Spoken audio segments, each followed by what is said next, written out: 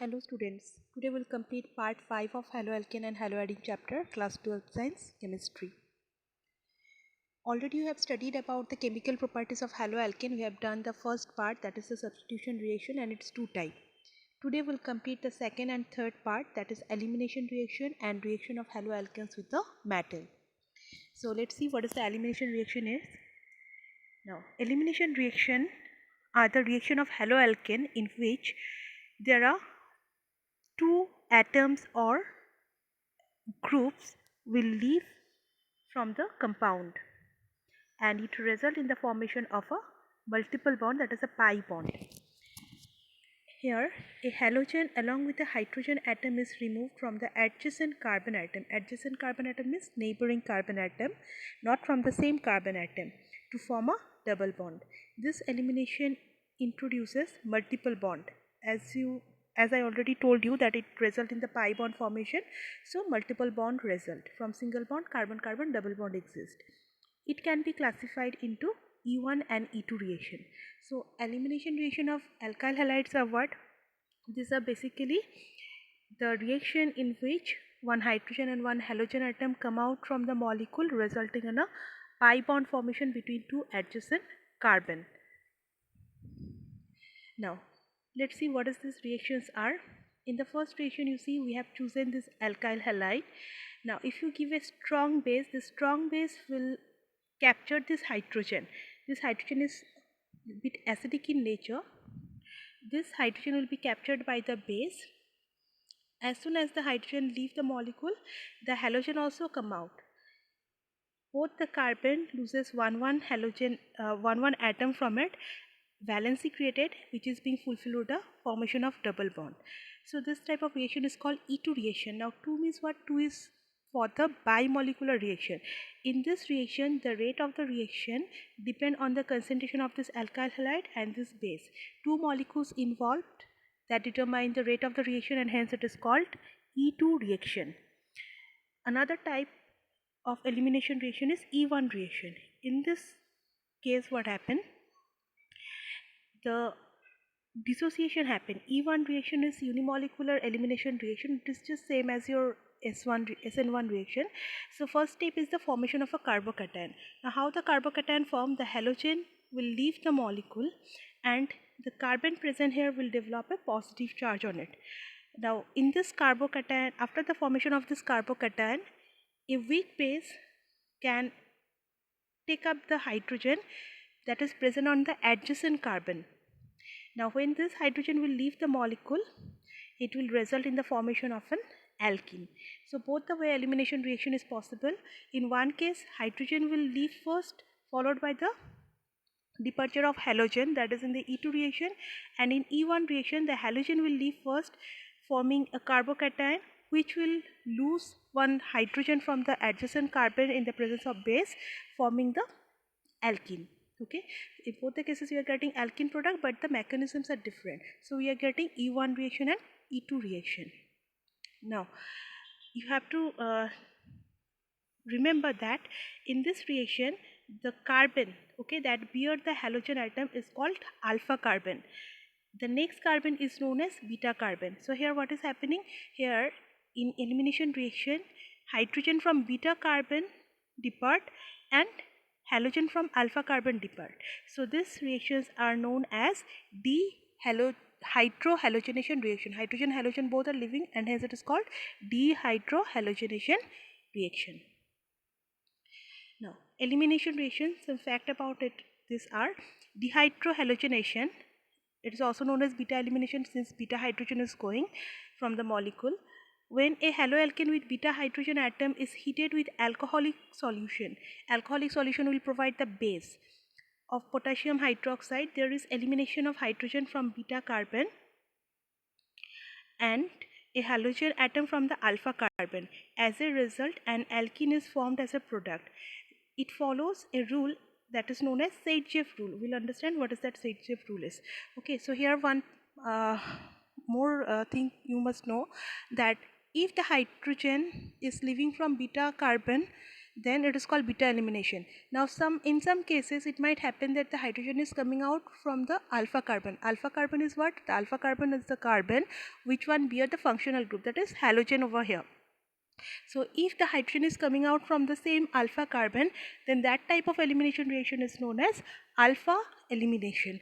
But here mainly in the course it is given about beta elimination. Next, what is Saitjev rule? Saitjev rule for elimination is alkene synthesis lead to the formation of more than one product. In some cases we'll find that there is a possibility of forming like two type of elimination possible. That means you are getting two product. Now out of this two product, one will be dominant over the other. That means one product will be forming in excess over the other. The excess product is known as the major product and another is known as your minor product. Now see the case over here. In this case we have chosen one haloalkane. Okay, this is the haloalkane we have chosen. This carbon is your alpha carbon. Okay, if this is your alpha carbon, then the next carbons are what? Next carbons are beta carbon. So this is your beta carbon on right hand side, and on left hand side also you are getting one beta carbon, and on both the beta carbon you are getting hydrogen. So this is your beta hydrogen. Here also you are getting a beta hydrogen. Now in beta elimination what happened? Halogen goes along with the beta hydrogen. So there is a possibility that this hydrogen and this bromine may leave the molecule. So if these two are leaving, then you will get the double bond between the end carbons. Okay, so this is one of the product. Another possibility is this halogen will leave along with the beta hydrogen present on your left. That means here from one hydrogen will come out and this halogen will go along with it. So you will get the double bond between these two carbons. See the case given here. Now out of this, that means from one molecule, due to elimination you are getting two product. The elimination might result in the bond between the end carbons or in the middle carbons. Now which one will be the major product? That is determined by Saitjev rule. The rule say that more substituted alkene is the major product. Now here you see around carbon-carbon double bond, how many alkyl groups are there? You are getting only one alkyl group. You are getting a propyl group around the carbon-carbon double bond. That means only one substitution is there. But here in this case you are getting two substitution, one ethyl group on left hand side, one methyl group on the right hand side. That means here substitution is more. So more substituted alkene is the major product. That means this one will have a greater percentage in the reaction mixture. So see the percentage is 81% here and here it is 19%. So this one is your major product. So this reaction is being done, or it's followed the Saitjev rule. So Saitjev rule is what? It is applicable for the elimination reaction. It says that in elimination reaction, if there is a possibility of forming two alkenes, then the more substituted alkene will be the major product. Next, third type of reaction is the reaction of metals with your haloalkanes. Now organic halides means nothing but your alkyl halides. So organic chloride, bromide, iodide react with certain metals to give a compound containing carbon metal bond. So a compound can be possible when the alkyl halide react with certain metal. Such compounds are known as organometallic compound. One example, we have chosen ethyl bromide here. It is an alkyl halide. This one on reaction with magnesium metal. Magnesium is a reactive metal. In presence of dry ether, it is forming ethyl magnesium bromide. This is an organometallic compound because here you are getting carbon metal bond. The common name of this compound is Grignard reagent. So some metal react with organic halide. If they establish one carbon metal bond, then these are called organometallic compound. Example is Grignard reagent.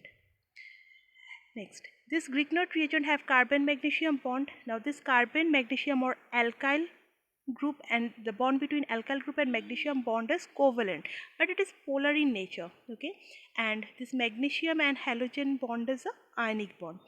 Now any alkyl halide or most of the organic halide, if you choose, you'll find that this on dissociation produce R plus, because X, okay, if you are choosing Rx, then R is your positive, on dissociation R will come out as positively charged compound and X will be a negatively charged compound because it's more electronegative.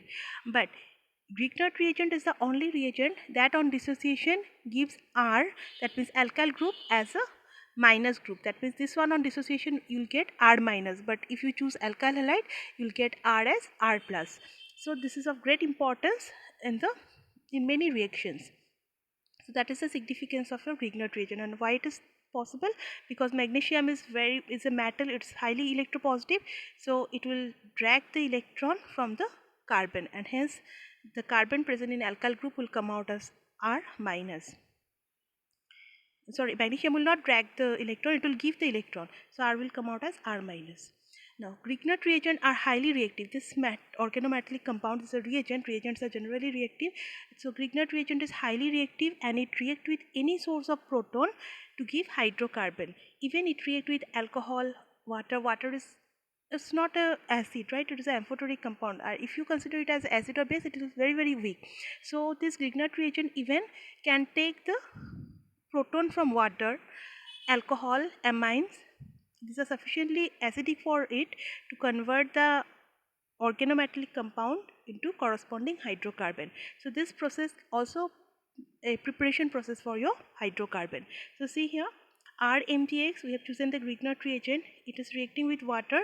It forms a hydrocarbon RH and the byproduct MgOHX. Okay.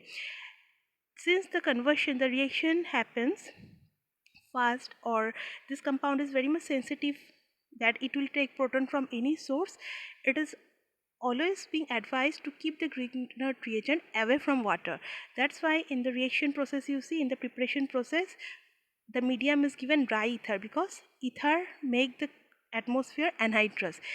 It absorbs even the traces of moisture. That's why it is very much essential to keep the Grignard reagent in the anhydrous condition, and that is being done with the ether, dry ether. It is therefore necessary to avoid even traces of moisture from a Grignard reagent. On the other hand, this could be considered as a method for converting halide to hydrocarbon. So here from one important question comes, like for 2 marks the question might be asked like, state the preparation, give the reaction for preparation of Grignard reagent and why it is necessary to maintain in the ethereal condition. Why Grignard reaction preparation must be done in the ethereal condition. Next type of reaction of alkyl halide with metal is Wurtz reaction. Wurtz reaction already you have studied in class 11, so you know this already. Alkyl halide react with the sodium in presence of dry ether to give hydrocarbon containing double the number of carbon atom present in the halide. This reaction is known as Wurtz reaction. Okay, so you have chosen alkyl halide. You will take 2 molecules of alkyl halide. It will react with sodium in presence of dry ether. So sodium and this halogen will form NaX and twice the number of R present here. So this one will join together to form your hydrocarbon, that is alkane. So this is your Wurtz reaction. So we have completed the chemical properties of the haloalkane. Next we will go for the haloarine reaction. So that much for today. Thank you.